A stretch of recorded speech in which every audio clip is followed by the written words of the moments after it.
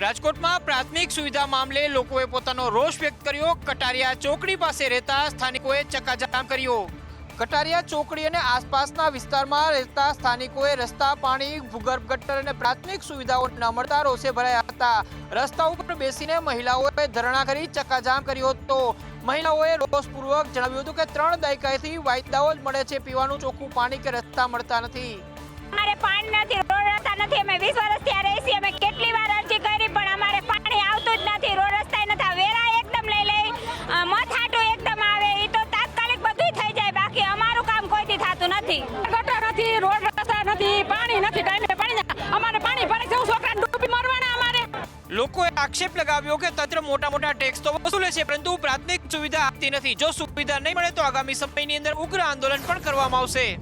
સુરતની નવી સિવિલ હોસ્પિટલમાં ગરબા પંડાલમાં પાણી ભરાયા બાદ ભારે પવનના કારણે મંડપો ઉડ્યા, ડીજેને પર ભારે નુકસાન થવા પામ્યું। નવરાત્રિના પાવન પર્વે ખેલૈયાઓ મન મૂકીને ગરબા, દાંડિયા રાસ અને દોડિયા રમી રહ્યા છે, ત્યારે રવિવારના પર્વના 7મા દિવસે મેઘરાજાએ રમઝટ બોલાવી દેતા રંગમાં ભંગ પડ્યો હતો। મેઘરાજાની વરસાદી રમઝટ વચ્ચે શેરી સોસાયટીમાં રાત્રિ ગરબાનો માહોલ ફિક્કો દેખાયો હતો। ખાસ કરીને ખુલ્લા પ્લોટમાં રમતી નવરાત્રિના આયોજનમાં કાદવ કીચડ દેખાતા નિરાશા વ્યાપી ગઈ હતી। અનેક ઠેકાણે ખુલ્લા પ્લોટ, શેરી સોસાયટીમાં થયેલા આયોજન રવિવાર પૂરતા રદ કરી દેવામાં આવ્યા હતા। ત્યારે સિવિલ હોસ્પિટલના ગરબા પંડાલમાં વરસાદી પાણી ભરાયા બાદ મંડપ પણ ઉડ્યા છે અને ભારે પવન ફૂંકાતા ખુરશી પણ ઉડીને નીચે પડી હતી। પંડાલમાં રહેલા સાઉન્ડ સિસ્ટમને પણ મોટું નુકસાન થયું હોવાની વાત સામે આવી છે। ખેલૈયા અને હવે આયોજકને આશા છે કે ઉગાડ નીકળે અને ફરીથી ગરબા શરૂ કરી શકાય। જામનગરમાં ધોધમાર વરસાદને પગલે વોર્ડ નંબર 1માં કમરસમાં પાણી ભરાયા। 80 જેટલા પરિવારો પાણીની વચ્ચે રહેવા માટે મજબૂર બન્યા। જામનગરમાં વરસેલા વરસાદ બાદ અનેક નીચાણવાળા વિસ્તારો પાણીમાં ગરકાવ છે। બેડેશ્વર વિસ્તારમાં રેલવેના ટ્રેકનું કામ ચાલુ હોવાથી પાણીનો નિકાલ ન થતા લોકોના ઘરમાં પાણી ભરાયા, જેને કારણે સ્થાનિક લોકોની ઘરવખરીને મોટા પાયે નુકસાન થયું છે। પાણી વચ્ચે રહેતી જિંદગીઓ પ્રશાસન પાસે મદદ માંગી રહી છે।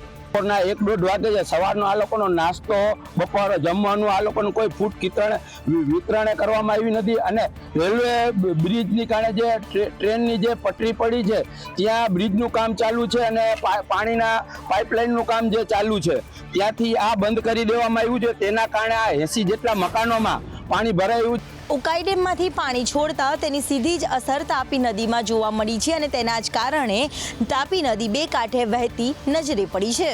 દક્ષિણ ગુજરાતની જીવાદોરી સમાન ઉકાઈ ડેમમાં ઉપરવાસમાં થયેલા ભારે વરસાદના પગલે પાણીની આવક વધતા સત્તાધીશોએ ડેમમાંથી પાણી છોડવાનું મોટા પ્રમાણમાં વધાર્યું છે। ડેમના કેચમેન્ટ વિસ્તારમાં ભારે વરસાદ થતાં પરિસ્થિતિને ધ્યાનમાં રાખીને આજે 2 લાખ ક્યુસેક પાણી છોડવામાં આવી રહ્યું છે। હાલમાં ડેમની ભયજનક સપાટી માત્ર 1 ફૂટ જ દૂર હોવાથી સત્તાધીશોએ તાત્કાલિક અસરથી પાણી છોડવાના પ્રમાણમાં વધારો કરવાનો નિર્ણય લીધો હતો। શહેરના વિયરકમ કોઝવે સપાટીમાં પણ નોંધપાત્ર વધારો થયો છે। કોઝવે પોતાની સામાન્ય 6 મીટરની સપાટી વટાવીને હાલમાં 9 મીટરની સપાટી વહી રહી છે। તાપી નદીના નયનરમ્ય દ્રશ્ય સામે આવ્યા છે। જો કે પાણીનું સ્તર ઊંચું હોવાથી સુરક્ષાના પગલાં લેવાયા છે। વહીવટી તંત્ર તાપી નદીની પાણીની આવકની સપાટી પર સતત નજર રાખી રહ્યું છે। સાથે જ કોઈ નીચાણવાળા વિસ્તારોમાં પાણીની આવક વધતાની સાથે કોઈ પણ પ્રકારની પ્રવૃત્તિ ન કરવામાં આવે તેની તાકીદ પણ હાથ ધરવામાં આવી છે। આમ આદમી પાર્ટીના નેતા પ્રવીણ રામ અને કેશોદ પોલીસ વચ્ચે ઘર્ષણ થયું। વિરોધ પ્રદર્શન કરવા ગયેલા પ્રવીણ રામની અટકાયત કરાઈ। કેશોદમાં વિરોધ પ્રદર્શન કરી રહેલા આમ આદમી પાર્ટીના નેતા પ્રવીણ રામ અને કેશોદ પોલીસ વચ્ચે ઘર્ષણ સર્જાયું છે। કેશોદ અંડરબ્રિજમાં વરસાદી પાણી ભરાતા વિરોધ પ્રદર્શન કરી રહ્યા હતા, ત્યારે પ્રવીણ રામની પોલીસે અટકાયત કરી હતી। કેશોદ અંડરબ્રિજમાં સામાન્ય વરસાદમાં પાણી ભરાઈ જતા આજે અમે અંદર હુડકું લઈ અને એક સાંકેતિક વિરોધ દર્શાવ્યો હતો। આ એટલા માટે કે પાણી તો માની શકે કે ભરાઈ જાય, પણ સામાન્ય વરસાદમાં ભરાઈ ગયો। અંદર પાણીને કાઢવા માટેની મોટરો બંધ હતી, અન્ય હજી 20% કામ પૂર્ણ નથી થયું, છતાં પણ ઉતાવળમાં ભાજપના સત્તાધીશોએ આ અંડરબ્રિજ ચાલુ કરી દીધો। એના માટેનો એક સાંકેતિક વિરોધ હતો। આ સાંકેતિક વિરોધની અંદર પોલીસ પ્રશાસને પણ અમને આવી અને અહીંયા પોલીસ સ્ટેશને લઈ આવ્યા છે। અત્યારે હાલ અમારી અટક કરવામાં આવી છે। સુરતના મોટા વરાછામાં ટ્યુશન ક્લાસનો રહીશો દ્વારા વિરોધ કરવામાં આવ્યો। રહીશો ન્યાયની માંગ સાથે ઉત્તરાયણ પોલીસ મથકે પહોંચ્યા હતા। સુરતના મોટા વરાછામાં બ્લુબેલ એપાર્ટમેન્ટમાં 12મા માળે ચાલતા ટ્યુશન ક્લાસનો સ્થાનિકોએ વિરોધ કર્યો હતો। ટ્યુશન સંચાલકના પરિજને હુમલો કર્યાનો પણ આરોપ લગાવ્યા છે. એ અમારા બાજુમાં રહે છે ને એના જીજાજી એને કાલે ડ્રિંક કરીને મારા ઘરવાળા ઉપર હાથ ઉપાડ્યો ને અમને એના ઉપર એને કેસ દાખલ કર્યો, આરોપ નાખ્યો કે એ મારી છેડતાણી કરે છે એમ. તો સોસાયટીમાં એ રેસિડેન્શિયલ ઝોનની અંદર એ કોમર્શિયલ બેઝનું ટ્યુશન ક્લાસ ચલાવે છે, જેના કારણથી સોસાયટીને ન્યુસન્સ થાય છે. તો એ સોસાયટીને ન્યુસન્સ થવાના કારણથી સોસાયટી હોલ્ડરોએ એને વારંવાર રિક્વેસ્ટ કરી કે ભાઈ તમે ટ્યુશન ક્લાસ બંધ કરાવો.